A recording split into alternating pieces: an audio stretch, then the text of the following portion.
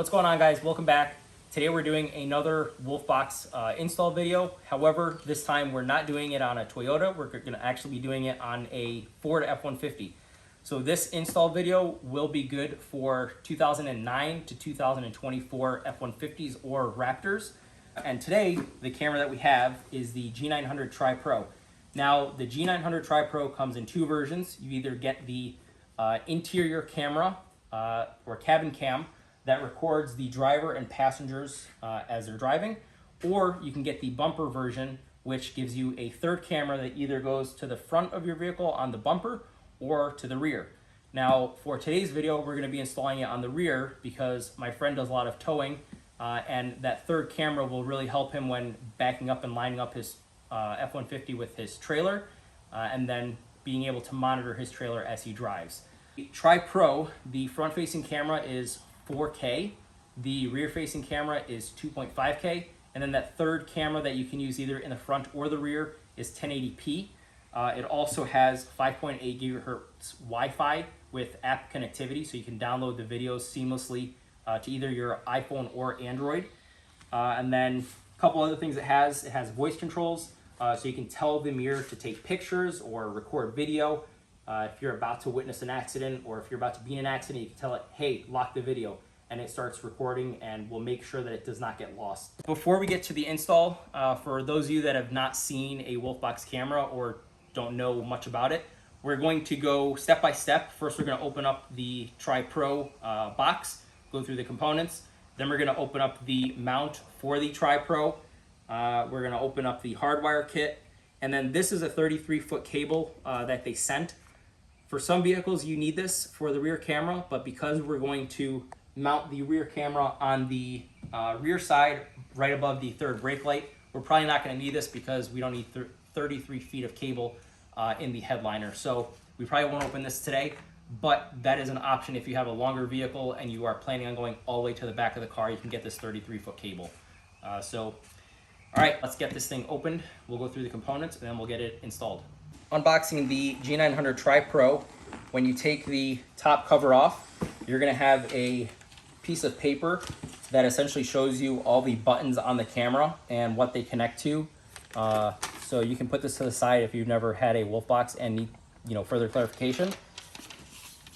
Underneath it, you have the actual mirror itself, and what you can do is wrap this around your existing mirror. But for today's video, we're actually going to remove these and put a mount on here. That way it is permanently affixed to the F-150, and we've removed the stock mirror. Just give it a cleaner look, and it doesn't look weird having a mirror stacked on top of each other. Under that, there is a license plate bracket if you choose to mount your rear or your secondary camera to your license plate. So we are going to be using this today. Use your manual with all the goodies. And then looking in here, we have the 1080p extra camera, so that's the bumper cam. There's also the rear camera cable. That is the one that we're going to use as opposed to this 33-foot cable. We don't need this one, so we're going to use the stock one. And then you have a power supply cable with a charger. So if you don't want to hardwire this to your vehicle and you're okay with having it hooked up to your cigarette port, this is something that you can use. Now, because not every car's cigarette port stays hot when you turn the car off, if you do plan on, letting the car record when you're parked, you need to hardwire it. So that's what we're going to be doing today. Is we're going to be using the hardwire kit and not using this cable over here that plugs into your cigarette port. There's also a GPS attachment. When you plug that into the mirror, what that does is it gets your speed and bearing, and it broadcasts that on your video so that if you need to reference it one day, you have all those facts. 2.5K rear cameras in here, and then some pry tools and cable clips. So we'll go through these as we start the install. And then over here, these are other accessories that you can buy. They don't come with the mirror. So we talked about mounting the camera to the actual mount on the Ford F-150. So this is what you need to buy if you plan on doing so. So this right here essentially connects right here, and then in this box there is the part that connects to the windshield. And we'll go through how to install all of that, but it essentially hooks up like this and then drops in place on your windshield. So this is a much cleaner look in my opinion, and it's worth the 15 or 20 bucks that this bracket costs. And then the hardwire kit, we'll open it later. That's just, again, gonna give it constant power when the car is on or off. That way it can record if somebody hits your car when it's parked, or if you have time lapse set up on your device. All right, so now we're going to put the aftermarket mount that Wolfbox sells on the device. So the first step is to grab like something sharp, and you're essentially gonna pry these little sticker pieces off of your camera. What that will do is it'll expose screw holes to take these brackets off, and then you can put the actual permanent mount on there. So took those stickers off. Now we're just going to quickly unscrew these 4 screws. Okay, so because we're not using these clips right here, these can go in the garbage. They do not get used. Now I unscrewed these, but I didn't actually take the screws out. That's because they're short and they're a little difficult to remove. So unscrew all of them and then tip it over, and they tend to all fall out. And then if the bracket remains, you just pull it out either away from you or towards you, depending on how the mirror is sitting. So we can toss this. Just remember, take these screws out of the old brackets, because you are going to use these for your new mount. So these get pitched. And then if you got something sharp like a knife, you can just pop out these screws, then throw these plastic pieces out as well.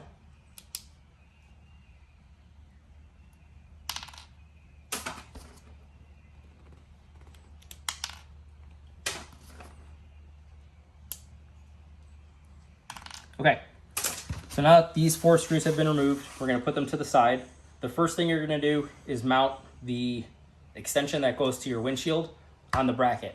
Now, if you haven't already mounted the bracket to the mirror, you can put this on however you want. It doesn't really matter because this is, you can put it any direction on the mirror. So you're gonna take the 4 screws that come in the box. There's gonna be an extra 5th one. You're not gonna use that one. It's just in case you lose one of these screws. So you're gonna take those and just screw the bracket in place. And you can move this right here to make it easier to actually screw this down. You don't need to torque it to death. You can actually ruin the pieces that are in here. So just till it's nice and firm, it won't rattle, I promise. Okay, so now that this is secured to the back plate, this is where it matters. I told you you can mount this however you want on this piece. That's true, but the next step does matter. So if you're looking at this, there's a screw on the bottom. The screw on the bottom is the way it sits. So think of it like this, if you're confused. The opening is wider at the bottom. That's because it slides on the mirror and then it catches right here so it cannot fall off. So you want the screw on the bottom when you're mounting it to the Wolfbox. So again, screw on the bottom, Wolfbox is upright. You're just going to drop it in place like so. So front of the camera, screw on the bottom. And then you're gonna take those 4 screws that you saved and then drop them in place and tighten it down.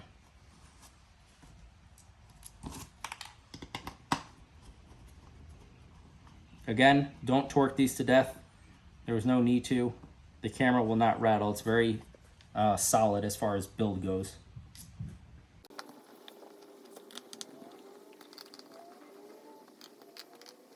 Okay, so now this is ready to get mounted in the car.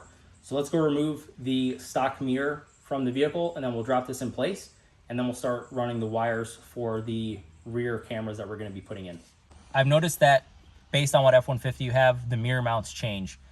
So I'm not going to actually film removal of that because yours might be different.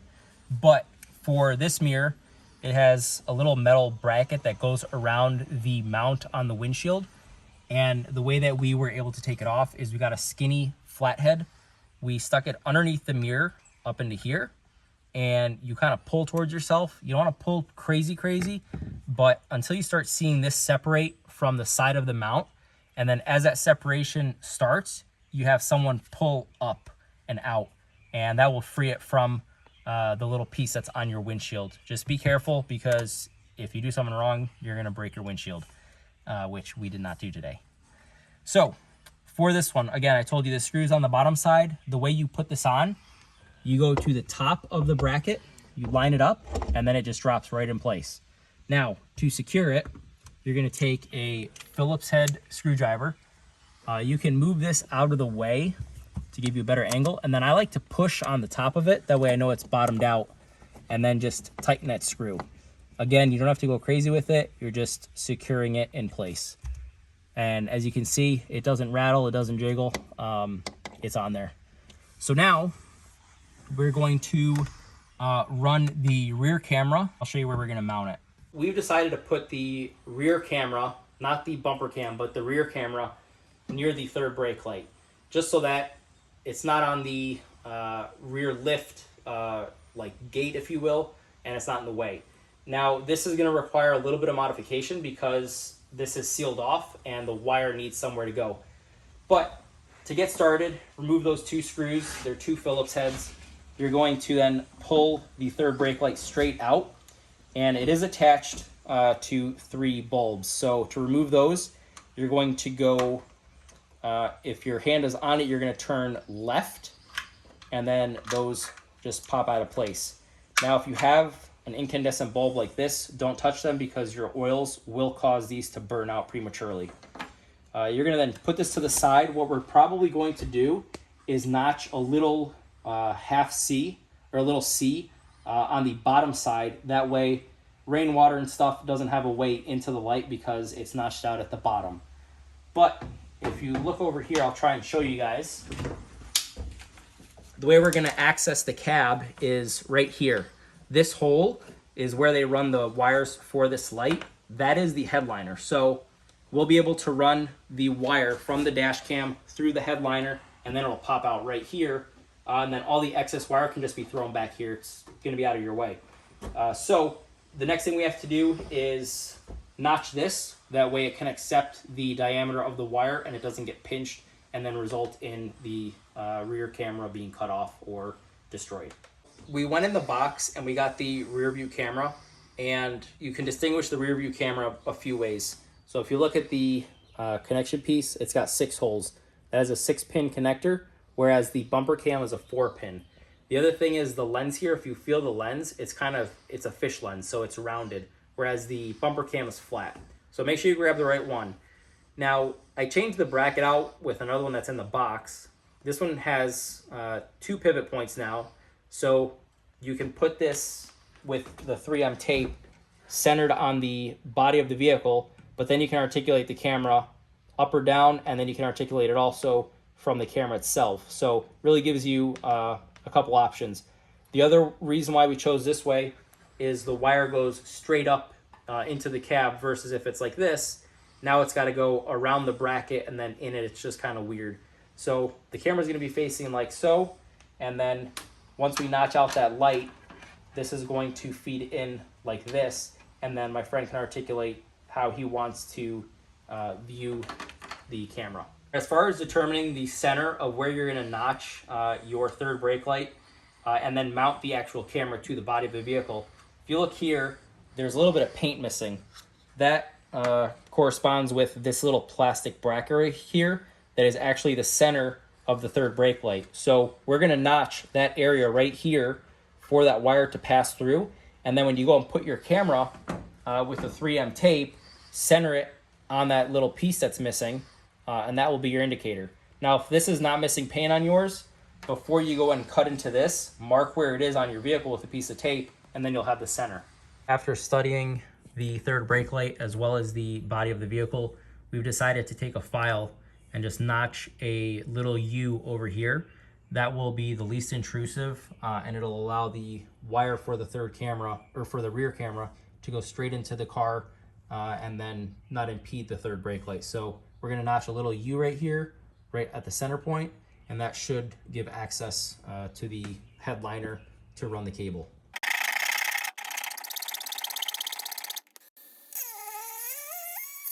We took a Dremel and we dremeled right up to that line where the paint was missing. You can see it's a little U. And then on the light itself, we dremeled that little tab that was there. Again, we kind of notched it like a U. And what that does is it creates clearance for the wire to go in here without getting pinched from either the body of the vehicle or the plastic on the third brake light. So now we have a clear path into the cab, and then now all we have to do is run the wire through the headliner, have it pop up out here, and then we'll get it all hooked up. All right, now to mount the wire or route the wire. So the first step is to grab a pry tool like this, and you're gonna pull this plastic piece that holds the headliner in place. Once you remove that, you're going to then go onto the cab, and there's a hole where there's already a wire being routed through it. You're going to have somebody fish it through, and then someone else is going to be in the cab, and they're going to essentially stick their hand about right there. That is where that hole is, and you're just going to feel for it. And eventually, you're going to intersect the cable. Pull enough through. You can always grab more later, but pull what you think you need to get to the A-pillar on the passenger side of the vehicle. And then we're going to route it all along the side of the headliner through here, making sure to not impede the airbags for safety reasons, obviously. If you're doing this yourself, you're gonna route it right above the headliner. You don't have to do anything special. You just wanna tuck it. And then if you have pieces like this, just push it back up. And then in the corner right here, if you have a little pry tool, you can just shove it up there. This will take care of at the end. But you're going to follow the pillar right here, tuck it underneath the pillar, and then over here, you're just gonna let it lay. You're not putting it on the airbag, you're just gonna let it lay up there. Now, as you're going forward to the front of your vehicle, put the door seal back on. That will hold the cable for you because, as you can see, there's nothing holding it in place. So instead of fighting it, just use a door seal to hold it and then keep going to the front. All right, so we obviously started it and had the wire hanging. We pulled more than we needed, and then we routed it. And when we got to here, we realized we had too much. So what we did was we plugged the mirror in. That way it wouldn't pull back on us. And then we essentially worked backwards with the slack. And then had my friend up there, we routed it through the headliner, and then we slowly fed it back to that area right there because that is a large void. So now all the excess can just get thrown in there, and then there's not excess in the cabin hanging down below the headliner. And as you can see, you do not see any wire. It is all tucked up and away, out of sight and out of mind. You might be wondering what this red wire is for. So if you plan on having the dash cam, the reverse camera, activate with a parking line when you're backing up, you hook this up to either your third brake light, reverse light, or your tail lights, reverse light. Now, the reason why we're not doing it today is because based on where the camera's mounted, you would have the reverse lines in your truck bed. So we're just not gonna do it. So what we're doing is we snipped it so that there's no exposed wire, and then we put a piece of heat shrink on it. I left a little bit of a tail because what I'm gonna do is bend it backwards and heat it up. And when you do that, you can sometimes fold it on itself, and that creates a watertight barrier. So you don't have to worry about this like accidentally tripping with water or contact with metal. So now we know that this is good to go. We're just gonna tuck this in here. But that is an option if you put it on like a spoiler of a vehicle or somewhere where it's not obstructed by the actual vehicle itself. You can have those parking lines or guidance lines. But we left a little bit of slack on the right hand side, and I'll show you why in a second, but we also zip tied it in two locations. So now this spool, the way you can get rid of it is take it. We left slack on the right hand side for a reason. This is now going to kind of sit right here. The reason why we put it right here, as you can see, the roof of the car kind of dips down here. If you tuck it far enough, it's nice and firm in place. It won't rattle, you won't hear it. And then I did take couple pieces of heat shrink I'm taking 2, and I'll show you why in a second, but you're just going to slide those over here, and then you're going to get your reverse camera, or the rear camera, and take this little sticker and slide it away. And if you look closely, there's a little divot right here, a little channel, and then there's an arrow normally on here. Not on this one for whatever reason. Anyway, there's a circle here, and if you look inside, there's that little channel. So you line the 2 channels up, and then push it in place. You hear that click? So then you take your first piece of heat shrink, and what I do is I overlap the connection, but I leave a little bit of a gap here. And then with a lighter, just heat it up. You don't have to do this step, but it guarantees that no moisture gets in there, and it also guarantees that the connection doesn't come loose, you know, if you're driving down dirt roads or uneven terrain on a routine basis. That's nice and closed up. I'm going to hit it one more time on the center. And then I'm going to take the other piece of heat shrink and do the same thing on the other side. And the reason why I do it like this, you get more meat, if you will, if you go half and half, and you're overlapping the connection, so it's really waterproof at that point. So the same thing, heat it from the center out. And then be careful of pinching this because it is really hot. All right, so that connection is now good to go. So what you can do with this is, again, tuck it back. You really don't need a ton sticking out if you're doing it this way as far as routing goes, but we're just gonna let that hang for a second. We're gonna get this caterpillar off of this light right here, and then we're gonna hook the lights back up. The 3 lights have been reinstalled. You're gonna take the wire of the lights, and there's a little hook right here where it sits in. So you're just gonna drop it in place like so. Now with the camera hanging, you're gonna start tucking this back, and then find that divot you cut out, and I'm gonna leave about this much. I think that's more than we need. So you can at this point push this in place, take the 2 factory screws, and then close this up.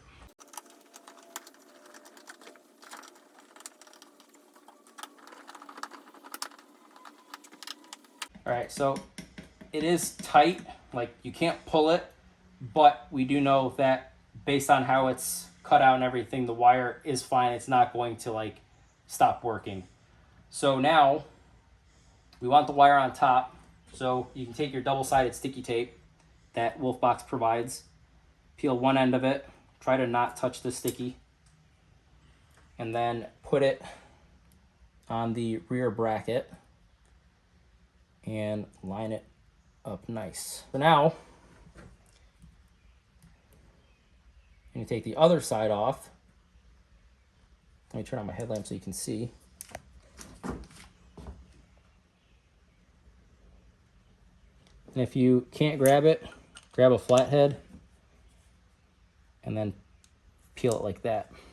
All right, so we know it needs to be centered. So we're gonna go off the wire because that's the center of the cab. I'm gonna go as high as I can and then just push it nice and firmly in place. And then, as far as the camera goes, once you find the angle, you can go ahead and tighten all the screws and it'll keep it in place. You can see here, it's a very clean install. It's out of the way for the truck bed, so nothing's going to hit it or obstruct it. And it's out of sight, out of mind. Now, you can leave it as is and totally not worry about it again. Or you can do this step if you have some of this laying around, which I do. I have crystal serum, which is a ceramic coating. I'm just gonna take a drop, put it on the lens, let it sit for a minute, and then wipe it off. And that will hopefully prevent like dirt and rain from sticking to the lens when you're driving. You can always wipe it off, but if you put this on there, hopefully you're doing that less and less. So I'm just gonna put a tiny drop. You really don't need much of this stuff. Lens is covered. Let it sit for like 30 seconds, and then I'm gonna wipe it off. We ended up leaving that extra loop of wire here because if you want to articulate the camera up or down, it's better to have slack than have to take the third brake light out and pull some in and put some back in. So just leaving that loop gives you more play if we decide to adjust it later on. So just gonna wipe that now. And that lens now is ceramic coated, and it will hopefully prevent debris and stuff from sticking to the lens while you're driving in inclement weather. We routed the rear camera. That goes right here. The next one directly to the left of that is your GPS antenna. Now, this GPS antenna provides the data to the Wolfbox, so it tells you your speed when you're driving down the road. It gives you your bearing, and when you're in the app looking at your videos, it tells you what highway you're on, what road you're on. Like, it gets all that info from this. So you need to install this. Now, in my 4Runner, this is tucked up in the headliner, and I know it says up. I can promise you it works. It might take a second longer to acquire signal in the headliner, but it works. We are going to put this on the windshield for this install, so not going to be an issue if it's facing down or up. It will still get the signal.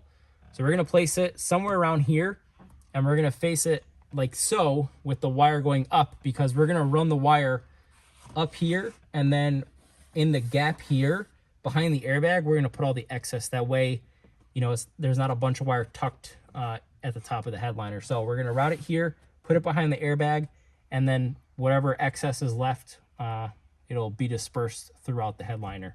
So we'll go ahead and do that now. Just to recap, we've installed the rear camera, we've installed the GPS antenna. The next thing we're going to tackle is hardwiring the camera now. So when you open this bag, you're going to have the power supply line, and then you're going to have two other bags. Each one of these bags is for the red and the yellow. Now, the red one is ACC, so that is power when the vehicle is on. When you turn the car off, that one dies in a sense. The yellow one, B+, is your constant power. So think of like your power seats, how you're able to adjust them when the car's off. They always have power. So these fuses, they're identical, but you're going to pick the one that you need for your vehicle and then attach them to them respectively. So I've identified that we need this connection for this 2012 F-150. It's the short fuse, if you will. And we already pulled the 20 amp fuse out of it. So if you look over here, this 20 amp that is under the passenger footwell is the power locks. So the power locks have constant power. So this one, when you put that in place and then go to the yellow one, that is going to provide your constant power for when your car is parked and someone hits it, or if you're doing a time lapse. So to secure this, you're going to push them together, and you're going to go until you hear it click. So now that it's clicked, you're going to put this plastic boot or rubber boot over it. And then we went a step further. We also got heat shrink. We're going to put that over the plastic boot, and then we're going to heat shrink it. And then same for this one. We haven't identified the fuse we're going to use yet, but we are going to go ahead and attach this. So again, you're going to push it together, and you hear that click. Now you're going to take this end, and you're going to take the big one, and you're going to push them together, and that's going to create that nice connection. Like we said earlier, the yellow one is constant power, so that is going to be fuse that's got 20 amps located right here. And again, that is your power locks that always have power. For the accessory, so when the car is on providing power, which is the red one for ACC, we're going to use the 15 amp, which is right next to it. It's in spot 32, and that is your power windows. So think of it, when your car is off, you can't control the windows. That's exactly what you want. So those are the two fuses we've identified. Keep in mind that this fuse layout is for the 2012. I don't know if Ford changed the fuse locations or their purposes from 2012 on to 2024. So just beware when you're doing this. Double check that the fuses you're pulling are not something critical like a fuel pump or something critical to the vehicle, and that they're actually either constant power or not constant power, depending on which wire you designate for that fuse port. So now we're going to plug those in. We're going to ground this out. So near the fuse box, there will be a nut somewhere. So you're just going to put this behind the nut, and that will ground it out. And then it's, again, routing from down here up through this door seal, over through the headliner to the mirror, and then the mirror will have power. All right, so to access the fuse box and just make it easier for yourself, you're gonna remove this plastic trim piece. So there's nothing special to it. If you grab it right here and pull back, I've already done it obviously, that will essentially remove the plastic pieces that are holding it in place, and then it slides up. So it might be easier if you pull this away, but then this, if you lift up here gently and pull, that comes out. So what you're looking at is 3 metal pieces that are on these plastic trim pieces that pop in here, I believe right here, and then up top here. So when you pull that out, that gives you access to your fuse box, but then it also helps identify the grounding nut, which is right here. So that's where you're gonna put your black ground wire. You're just gonna loosen that bolt and then stick it under there and tighten it. And then you're gonna put the respective fuses based on the ACC or battery hot in the ones that we already called out earlier. All right, guys, excuse the probably bad camera angle. It's really not much space here to work with, but the ground is secured right up here. You can probably see the black wire on my index finger that is routed. Now, I routed everything behind this, and I'll show you why in a second. But that's grounded out, and then if you come over here, I don't know how these fit because they barely fit, but it's also perfect. I ran these, again, through the back, and then there's like a red wire here that I stuck them in between. That way it kind of has an anchor and it won't get pulled loose as you're driving. So you have the constant and you have the battery power right here. You have the ground here. And the reason why you want to route it the way we did behind is when you put the cover on, it's out of the way. And this right here, you can just, you know, we're going to zip tie this and put it in here later, but you can, for all purposes, tuck this right here, route this in the door jamb, again, in that weather strip, and there's no wires that are exposed and everything is nice and protected behind the plastic trim piece. So that's why we did that the way we did, is you have a perfect void here for that little box. And again, it follows the weather strip and then goes to the Wolfbox. A little bit of a, not misspeak, but we learned the hard way. So yes, these are the fuses as far as size goes that's in the passenger side fuse box. However, when you go to put this adapter for these fuses in your fuse box, the problem we're encountering is this does not go deep enough. So because it doesn't go deep enough, power is not getting to both of these cords. So what we did was we went one size up, and you can see the size of it, and I'll pull a fuse out so you can see the fuse. But we went one size up, and that gave us the depth to hit the connections in the fuse box. So now, when you connect this all up, it does give the Wolfbox power both when the car is on and is running off of the ACC, and then when the car is off and it's in the parking mode for either time-lapse or G-sensor. All right, so this is the new layout with the larger fuses. You can see that they both fit in there, and then the ground wire is right there, and it all is confirmed working. The final thing for this install is to run the bumper cam for this vehicle. Now, we chose to do it in the rear for the trailer hitch, so it's going to be sitting here eventually. The first step is to take the wire and feed it down and out. That way it's easier for routing purposes.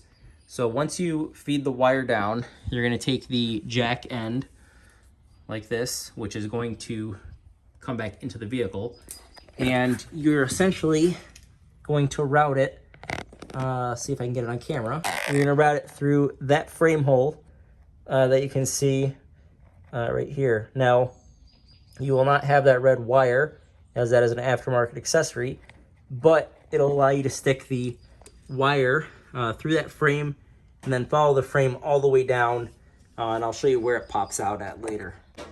All right, the license plate bracket has been installed, camera has been mounted to the bracket, and then the wire has been plugged into the camera. So the last thing is to put heat shrink on this, heat it up, and then send it back.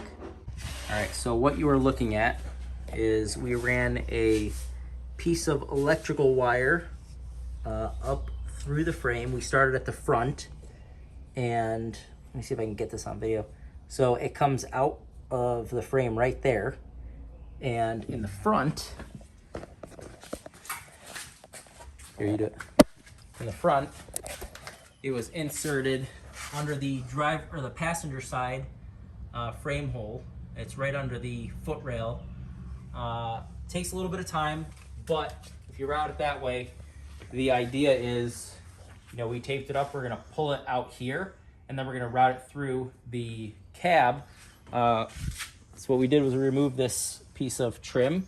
You just pull straight up, and then right back behind this wire, there is a little grommet that we've removed, and that will give you access to the cab. So you'll pull it through the frame and then come up through that grommet hole, and then you'll have the wire in the cab. So the wire has been pulled through the frame, and then we just fed it up through that hole right there that is on the floor of the F-150.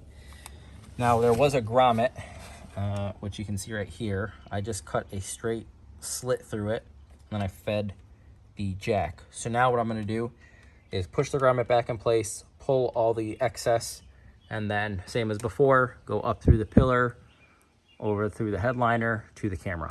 The wire has not been tucked, but it has been run down the pillar, and then it comes out again through that grommet. The grommet's been reinstalled, so now what we're gonna do is just close everything back up. So these just pop in place.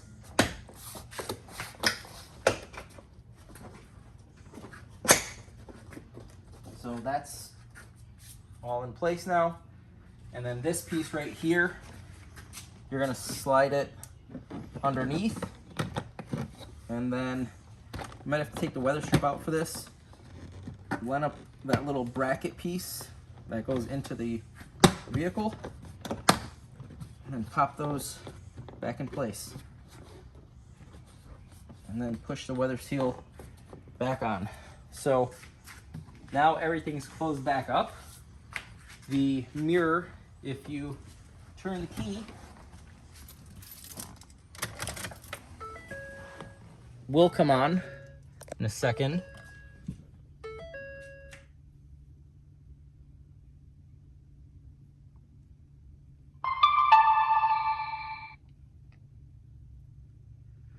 Now you can see that there's 3 cameras. If you scroll to the left, this is the rear view camera that is off the third brake light. Then there is the bumper camera that is on the hitch right there. And then there is the front camera, which needs to all get lined up how he wants, but those are the 3 cameras installed. All right, so we are outside now. You can see all the way in the truck bed. I'm not gonna go all the way up because I don't want to show you my house address, but this is the third camera, the bumper one. You can see the hitch nice and clearly for backing up, and then you can go pretty far up. And then this is the front camera that needs to get adjusted based on driver, but again, can articulate it all the way down and then pretty high up. So there you have it. That was the install of the Wolfbox G900 TriPro Bumper Edition on a 2012 F-150. Again, this video will be useful for anyone that has a 2009 to 2024 F-150. And if you want to purchase one of these for your vehicle, if you use the code JOEABATE, JOEABATE, that will save you money on Wolfbox's site. As always, guys, if you found this video useful, please like, share, subscribe, and share with somebody that might have this vehicle, or just somebody that might be interested in getting a Wolfbox for their vehicle. Thanks again, and I'll see you guys on the next one.